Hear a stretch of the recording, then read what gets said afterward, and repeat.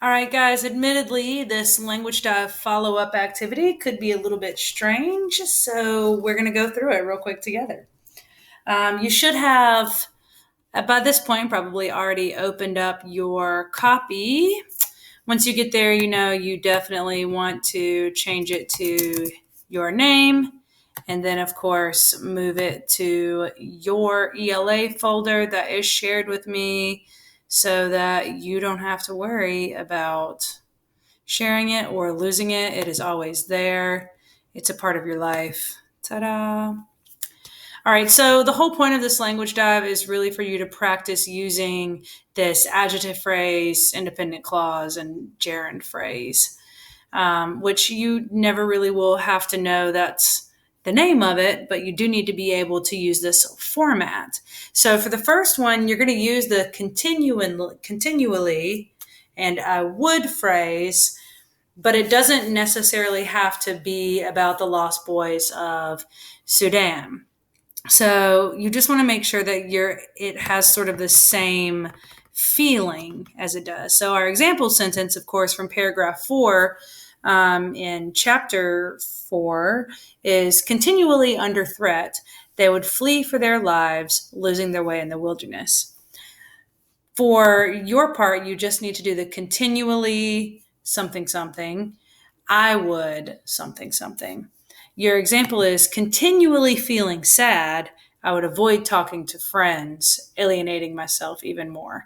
So you don't even have to do this last. You don't have to do the gerund phrase, but you do have to do the continually something, I would. And the I would should be dependent upon what is continually happening. So another example might be continually freezing cold.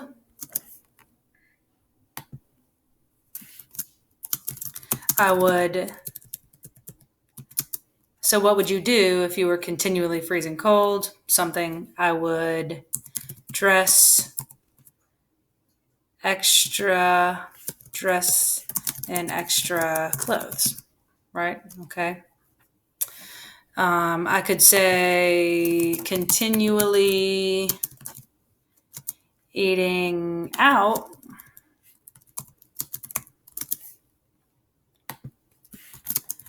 I would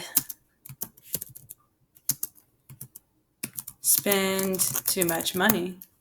These are revealing. This is from real life. This is from real life seventh graders. So you get the idea. You can make it whatever you want it to be. It's totally, totally up to you. You have the option here if you want to have a little fun and enjoyment. You can sketch the Lost Boys. If you're good, if you have some way to use your touch screen, you can just sketch right on in there.